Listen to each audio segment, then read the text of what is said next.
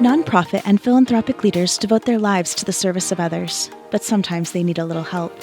Kristine Michie has been deep in the work and the play of helping changemakers grow their impact for decades. So whether you're ladling soup at a local shelter or attending a UN peace conference, you need to find the balance between the heavy work and a light touch so you don't burn out. And Kristine believes play is at the center of that. Welcome to the Playful Podcast, bringing fun to the serious work of changing the world.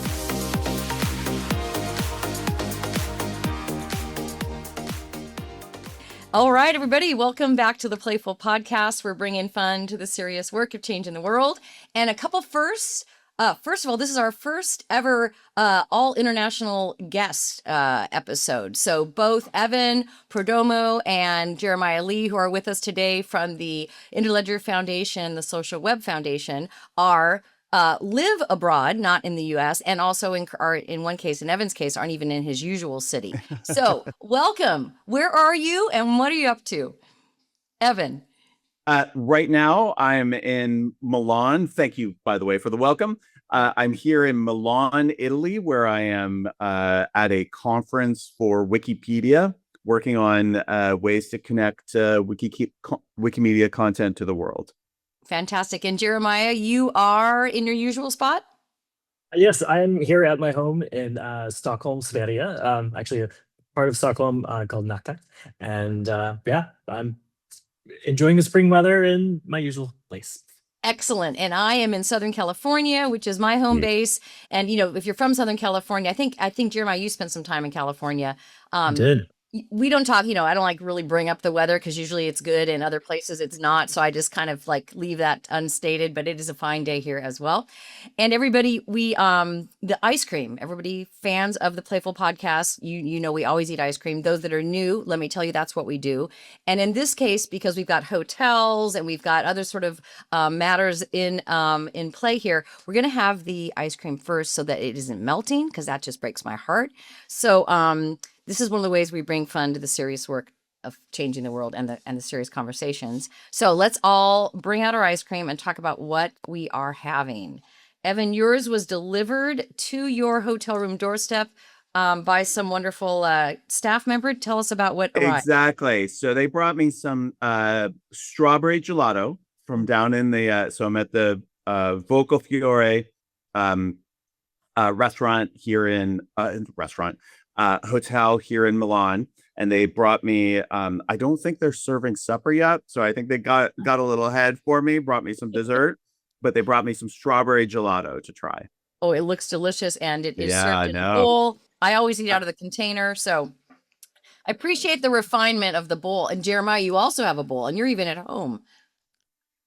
Well, so I have a milk allergy, so I get to watch other people eat ice cream and enjoy it, but I'm having some delicious Choice brand strawberry soy ice cream right now. So I'm joining you with the strawberry today, Awesome. unexpectedly.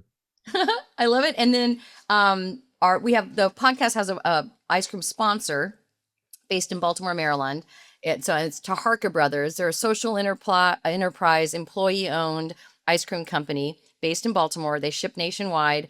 And I don't know that they ship internationally. I don't think so. They started doing national delivery kind of significantly in the last couple of years. They've got that down, but I don't know about crossing the border these days with the with a hot pink box ice cream. It comes in a hot pink box with 6 pints. So it is quite a delightful thing. So if you guys end up in the States, definitely check it out. And I'm having cookie dough, which is brown sugar ice cream with gobs of cookie dough. Ooh. And I must admit, it's 8:46 in the morning, so this is breakfast. As you said, always a good time. I've gotten used to that. All right, so when I do these recordings and have guests on like yourselves, a lot of what I want to talk about, I find it fairly easy to memorize, and it's in my head, and it's kind of my usual language, and I'm ready to talk about social justice, economic justice, all these things. I have to read a little bit today because I don't know a lot of the words that have to do with the work you both do, and so I'm going to just share and then have you guys explain.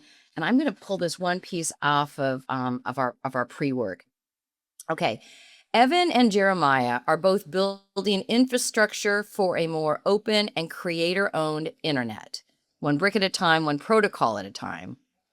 Evan at the Social Web Foundation is working to make social networks interoperable, which I can pronounce and I get all the syllables in, but I would like some explanation, by building social features into the web platform with technology standards, activity pub, and activity streams. I'm right, ready for translation. You did great, though. At the Interledger Foundation is working to enable online content creators to get paid doing what they love without relying on gatekeeper platforms and without adding to their audience's subscription fatigue. I definitely understand what that means. With the open payments and web monetization technology standards. So in as clear a way as you can for most people who don't live in that glossary like the two of you do, if you would explain the problem you're seeking to solve, kind of the individual pieces, and then what brings you guys' work together. And Evan, looks like you're ready to give it up.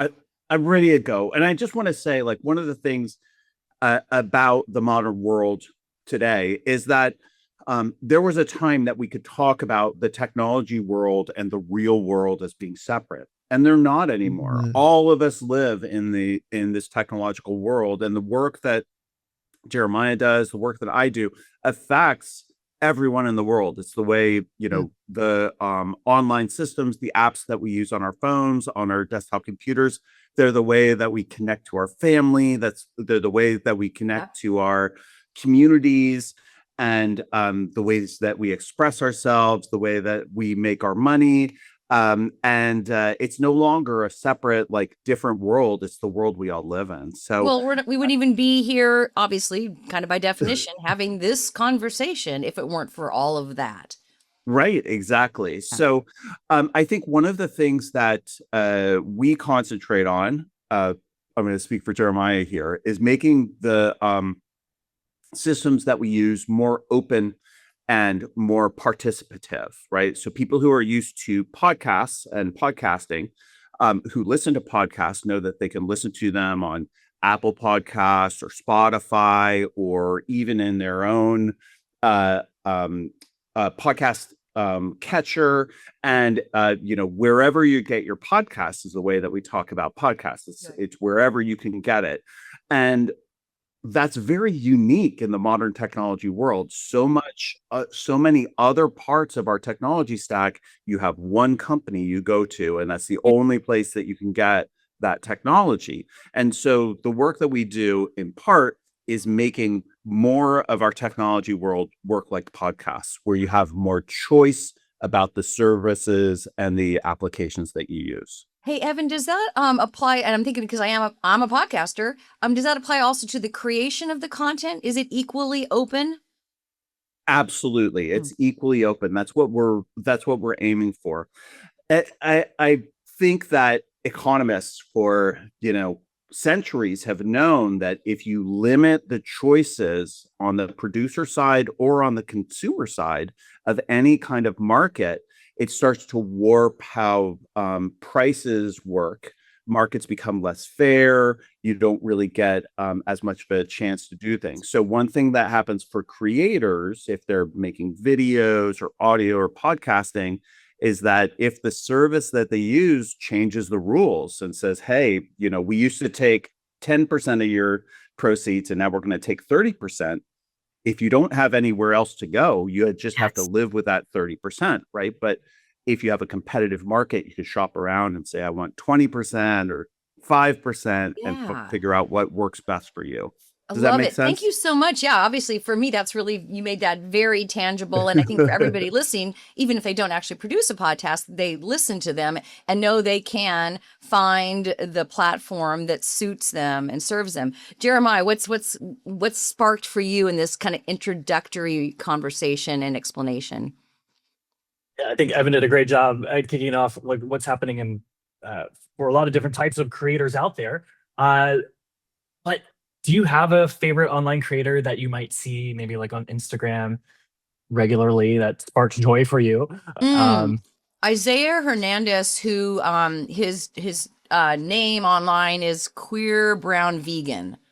Okay. All right. And he is I'm gonna follow now. a young activist in the climate space, and gender equity and et cetera. So okay, that's who comes to mind. All right, that's awesome. I bet you would like to actually, you want that person to be able to earn a living doing Yes. that thing that makes them special online Yeah. and why you Yeah. follow them, right? But unfortunately, the monetization models that we have online are basically fall into two camps. You have one side, which is ad supported and privacy invasive and has a lot of other interesting dynamics that go along with that.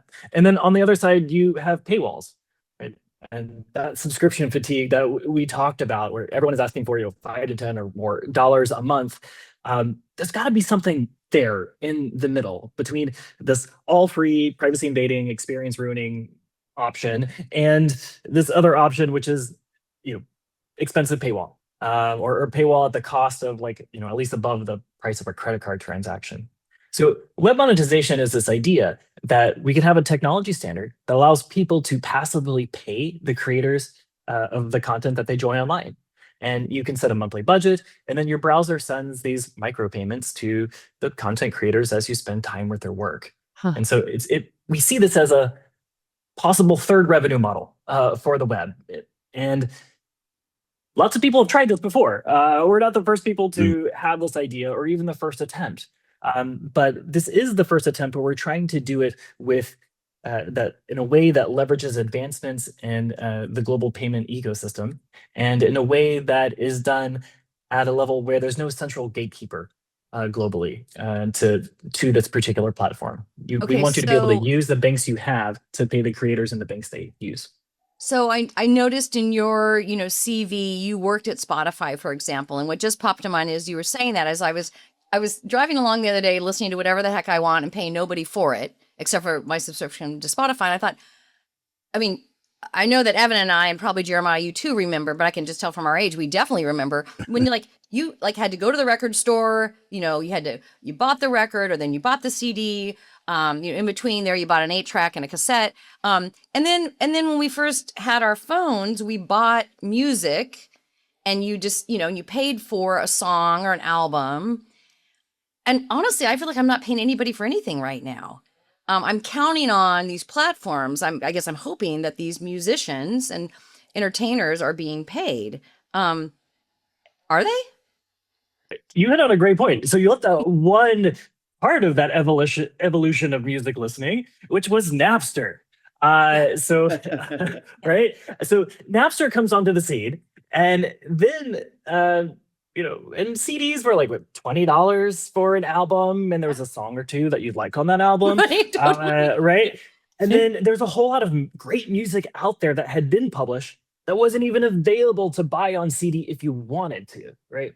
So Napster comes out and then gives people the ability to get any song that they want to hear for free digitally right now, right? And this sets the music industry into a just revenue tailspin. Yeah. And it took over 20 years for the music industry to recover that revenue loss. And that revenue gap was not filled by people downloading songs from the iTunes Music Store. It was filled by music streaming services. And so somehow, for Spotify was $10 a month for many years, people paying half the price of that CD was able to overcome that revenue gap. Why? Because it got more people paying for music than ever before.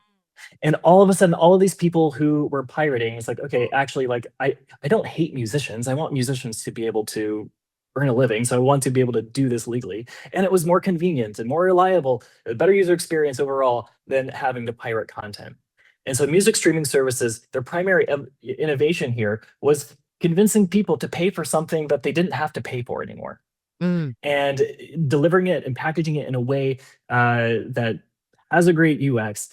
And then we get this other economic benefit, which is now we see more people earning a living from their music in more countries than ever before. Oh. And that's because so this is now, a success story, Jeremiah?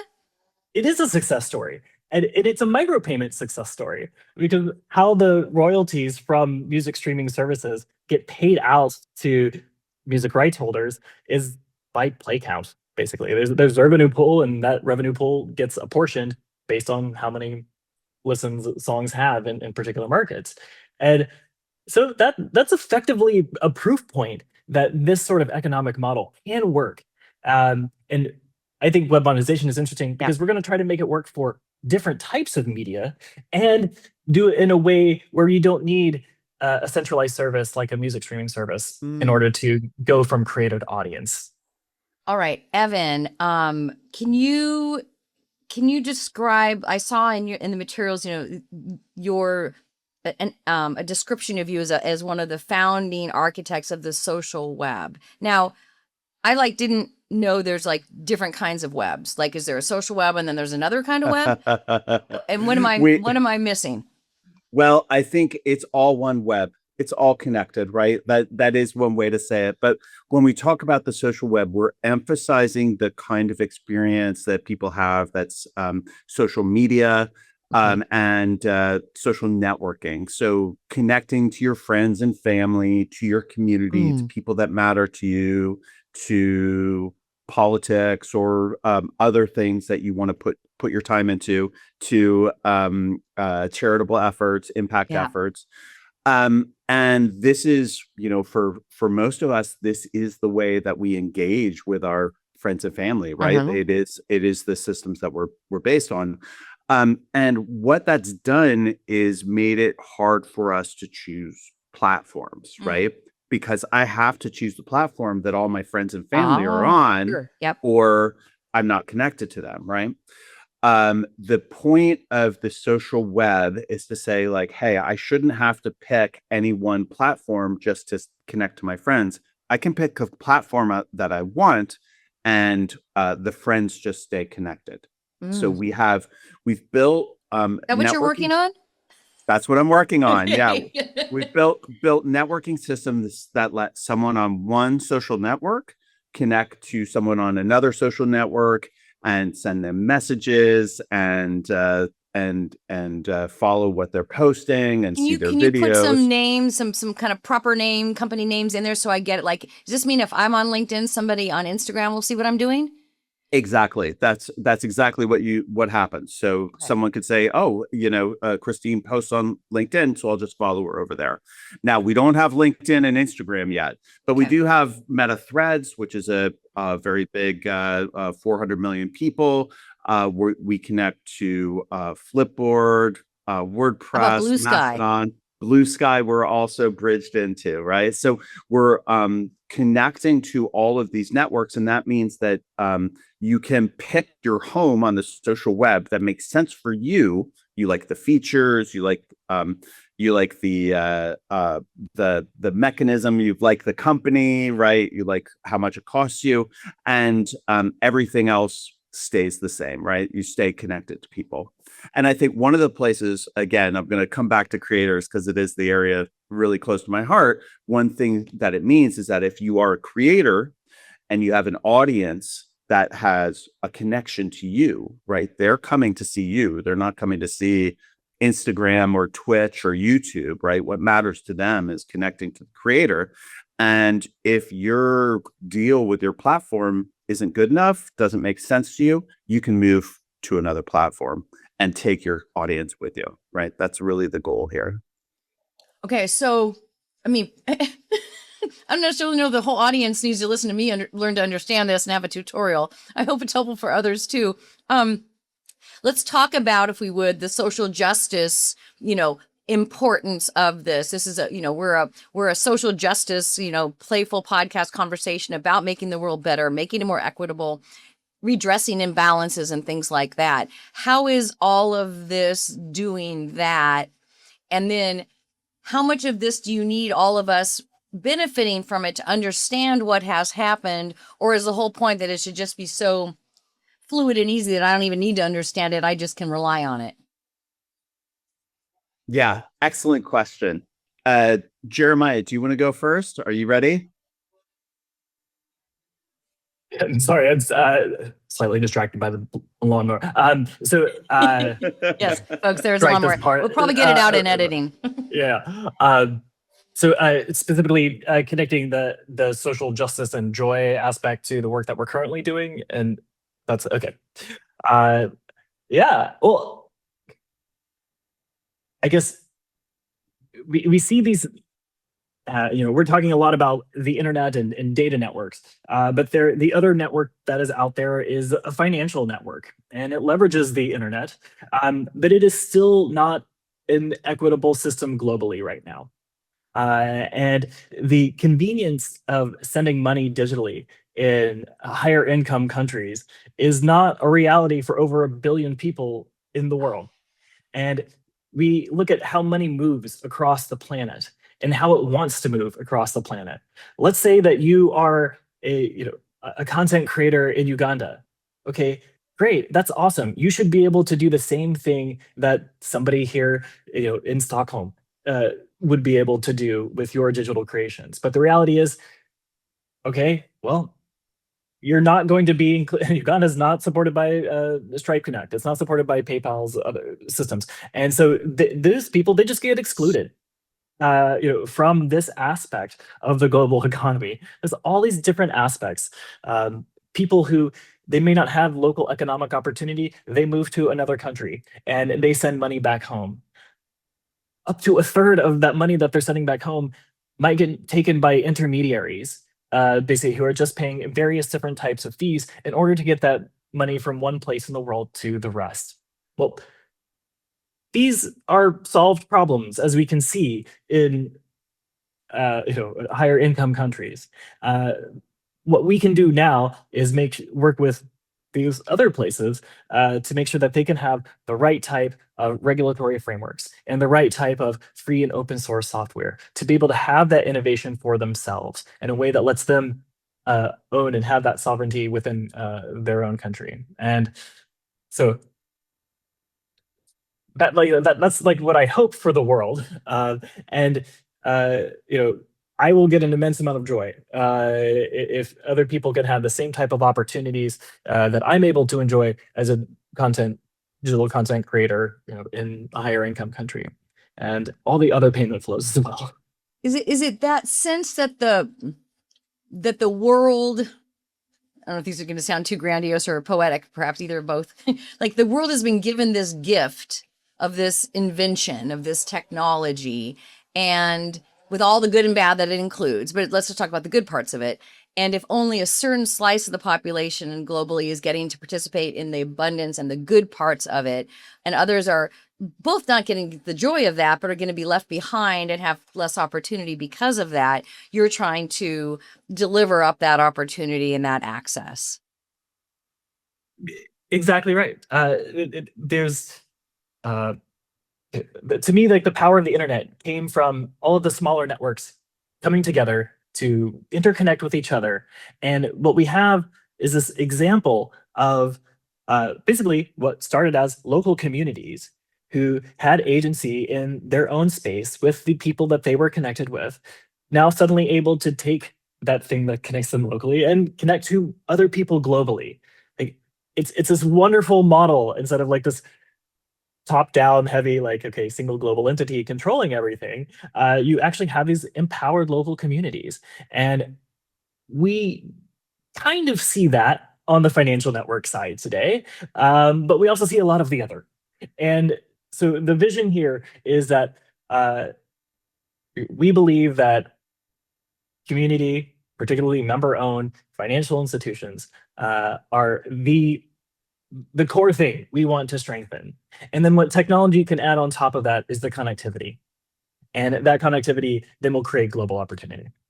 All right, I'm jumping back in with my leaf blower here out the window. Evan, you were nodding and excited. Look to talk about like, do I need to understand this? I'd love to hear a little bit about that. And then also back on the what you're building and doing. Is the thing you all are working on something I would join and that I wouldn't have to join anything else?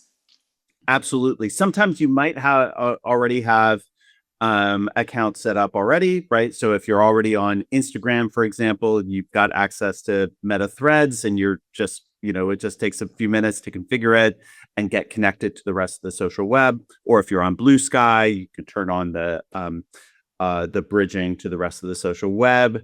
For other people, you can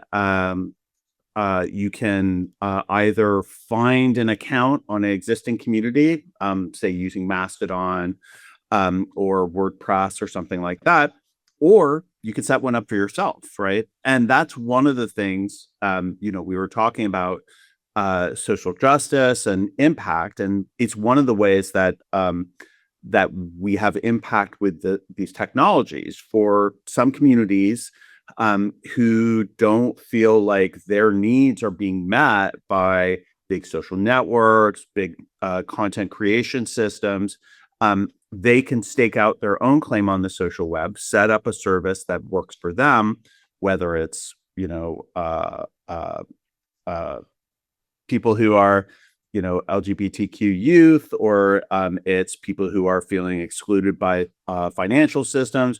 They can find their place on the web, make a home for themselves, and run it themselves without needing someone else to give them permission, do their moderation, etc. They kind of make their own rules, which I think is really wonderful, being able to set up a position as a peer in this global system. But I think that the finding your place on the social web is it's not that hard, because you might already be there, right? But it's really just acknowledging that there's a whole set of some systems out there. What can you share about sort of the bad actors, the surveillance, all of this? I mean, I never really ever thought that as an American citizen who's doing something, that I would now, as I do, wonder, who's listening? Am I going to get a call? Am I going to get a knock at the door? I'm pretty bold. I'm not as bold as some, but I kind of say what I'm thinking. And I believe now that probably the things I'm doing are getting run through some models, and I'm on some list somewhere. I mean, I can't believe I'm having to talk about this, but it's true. How does what you're building account for that, counter that, anything like that? And then also recently, people were all saying, okay, getting off chat and going to Claude, is that better? I don't know if you knew about Change Agent AI. I had the creator of that on, check it out. So he has a large language model that is kind of for the social justice sector. Oh, cool. One of the things I've been encouraging my clients to do, my nonprofit clients, don't put your strategic plan up on ChatGPT and ask it to give you a summary, because now everything you're working on, especially if you're a social justice, grassroots organization, that is probably not something you want to have out there. So finding a different place to get access to the tools that others are using without putting yourself in any danger. So there's a bunch of stuff there. Anything you'd like to share that I'd be interested in? I don't want to I try not to get too scary when I talk about online life, right? But we do live in a world where data is a commodity, and it's something that's important for these big companies to use in order to keep making money, right? And for a lot of us, because there's only one vendor in these sectors, right, in video, in social networks, etc., or very few factors, we don't really get to choose what business model they have. So if their business model is taking our data and selling it to the highest bidder, that's the business model that exists. Having more choices, being able to choose the platform that you use, means you can choose your business model too. I think for a lot of us, hey, I would rather have my content production be hosted on my own service that I pay $6 a month for, rather than on someone else's service where the deal is it's free to me, but they're using my data for training, etc. That $6 a month starts to sound pretty good. So I think that there's always going to be a variety of business models for these systems, whether it's subscriptions or or advertising, or SaaS, or micropayments. And I think the things that we want to make sure of is that people get to choose. I keep positive on this because the same tools that are used to create the things that surveil you and could be used to then suppress you are also the same tools that we can use to fight that. And we can create these things in a way where there is like a giant company that everyone uses and they have all of the power economically to do whatever they want to do. But we can also create that thing in a different way that runs at a smaller scale, that runs on in many different places, but is interconnected. And then that power gets distributed to the people who are operating that network. This works in social networks. It works in financial systems. It has proven to work for the internet for data moving, and we can make that work in other places as well. So AI, yeah, it can be scary when you use these giant, companies that have a whole lot of computation and these really advanced models. But the other innovation that we're also seeing right now is in local AI. So these are models that are capable of running on the devices that are within your control. And then you don't really have to fear as much about like, okay, is my data getting transported off of this device? Well, go into airplane mode. You can still run the model. Like if you're really paranoid about that, and there might be good reasons to be. So like but it's like again, we have Cory Doctorow likes to talk about seizing the means of computation. Like we have that agency, we have that power to do that, and oftentimes it's not a matter of giving up a lot of capability. It's just a matter of choosing something different and making sometimes just a little bit more effort to use that thing that's a little less mainstream. Absolutely. And isn't that what kind of, protests and boycotts and strikes have always been about, right? I remember as a kid in the 70s, not having grapes, right, to support the farm workers. Like I was whatever, young teenager, and I would rather have been having grapes. We weren't having grapes, right? Same thing with iceberg lettuce and other things that we just made an adjustment because there was something more important than that little creature comfort, right? So I love that. What should we be thinking about when we're making choices on the web currently? And how much is this? We talk a lot on the podcast about imagination, and everything was someone's idea originally, and it probably took some imagination. I talk about Waymo a lot. When I first heard about driverless cars, I was like, oh, that sounds kind of sketchy. And then when I saw the first one, I was like, and then I got in one. I'm like, oh, this is pretty cool, right? And if you're in Austin or Santa Monica or San Francisco, they're everywhere. And suddenly, like, well, of course, there's driverless cars. That's just part of it.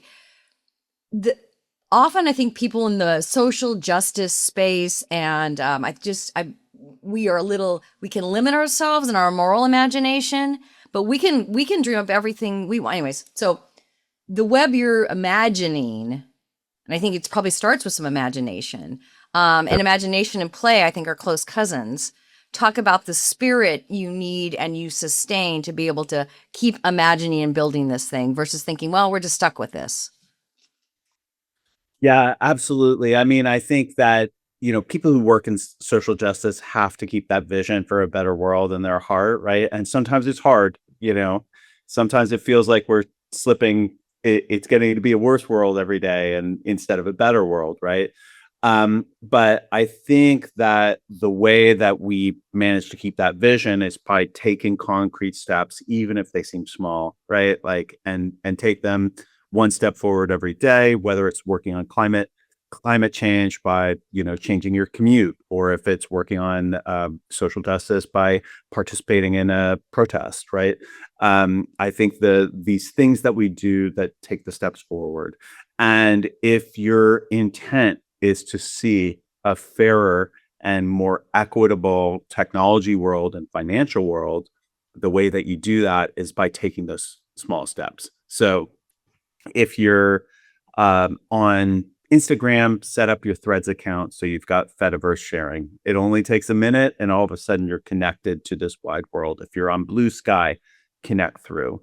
If you've got, if you don't have an account, try setting up a Mastodon system at joinmastodon.org, right? Takes some of these steps. And it's a little confusing and it's a little hard. It doesn't always work exactly the way that you're used to, but it means that you can kind of start taking those steps and making the change that you want to see.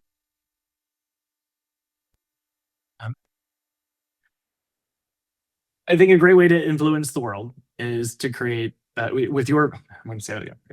I think a great way to influence the world with your values is to create a product that people love, and that's one half of this. And I'm so inspired on a regular basis because I work with grantees who are doing that. I get to help fund some open source projects that are trying to do that. These are people who are trying to put the values that they hold dear into the world, and that product reinforces those values into something that people love.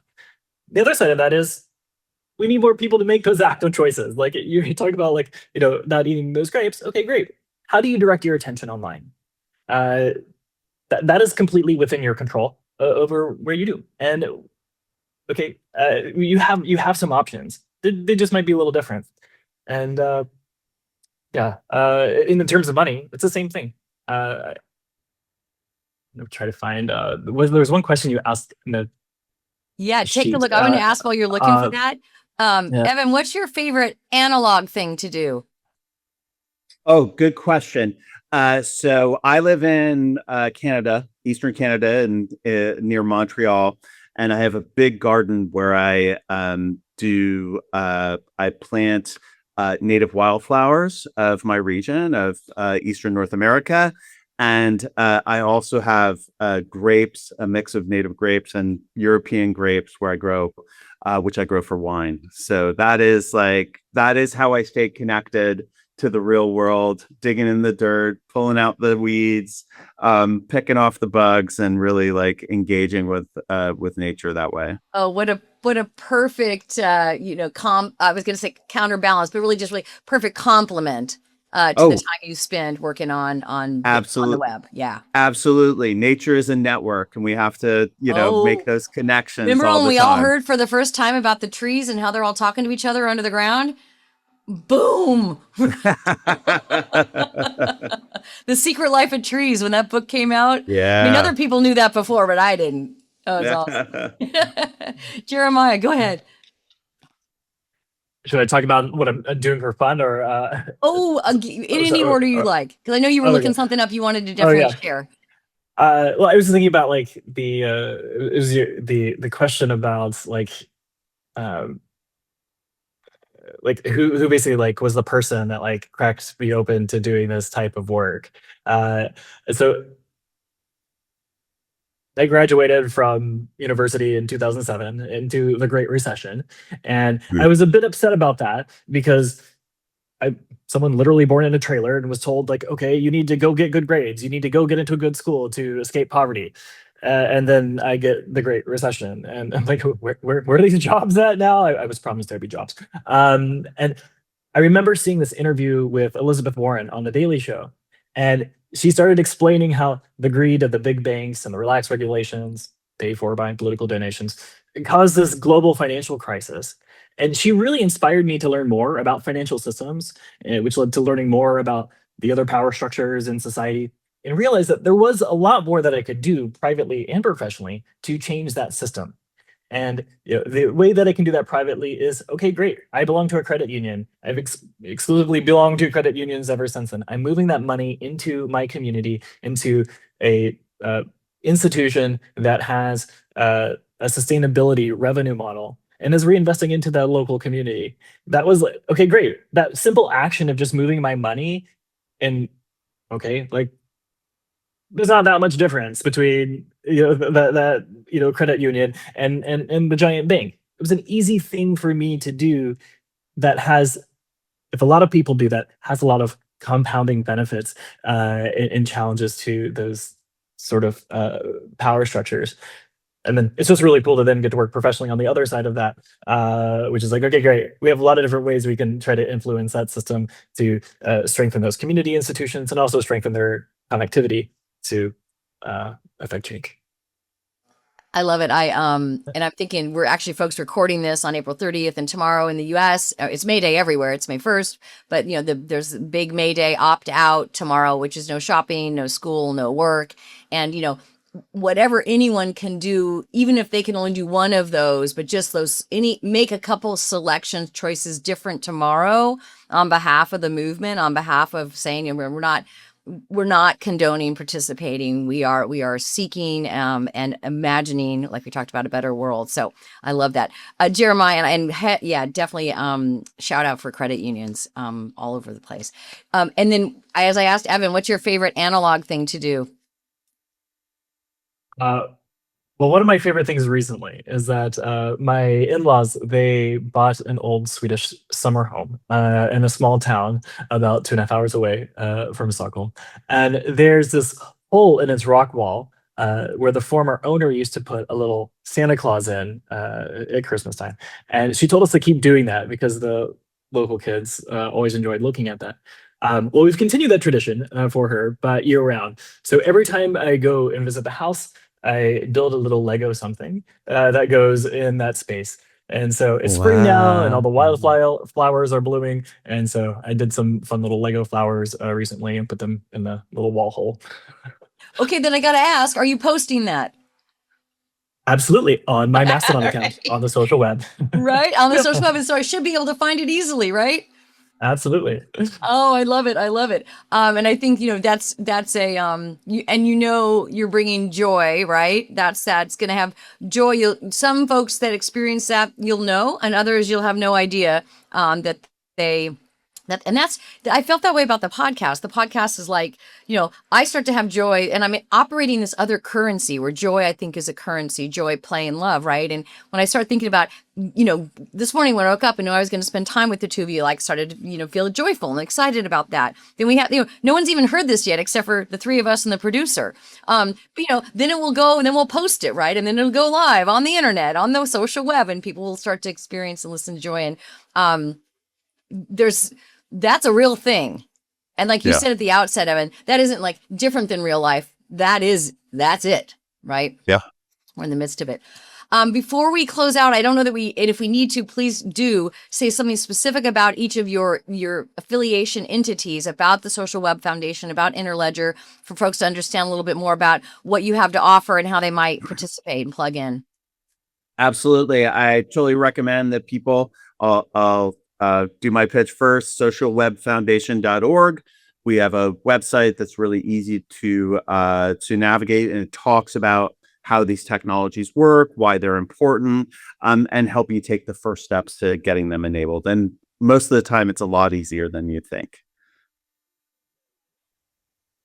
So you can find the Interledger Foundation at interledger.org, and web monetization at webmonetization.org. And you have all the information there. It's a lot of technology focused, and we do a lot of other different types of financial access and inclusion projects. So if this is your space, definitely check out our email list and follow us on our social web account on Mastodon.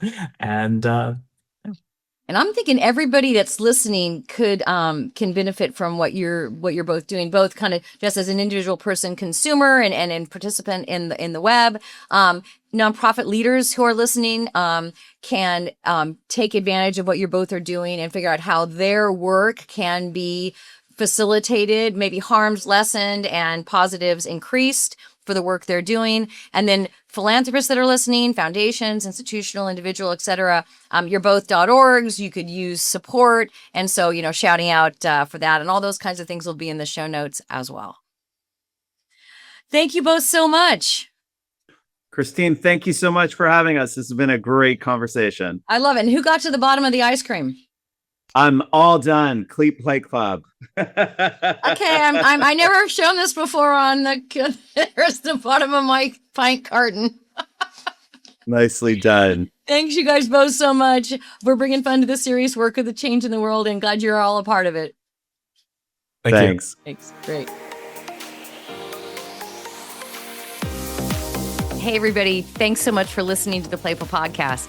If you enjoyed the show, please rate and review it on Apple, Spotify, or wherever you get your podcasts. And if you know of a leader or organization that's doing good in the world and you'd love to help us help them amplify their message, I would love to have them on the show. Go to the show notes and click there, or go to impactfulinc.com/contact. And that's impactful with 2 L's, inc.com/contact. And let us know who you're thinking about. Can't wait to see you next time.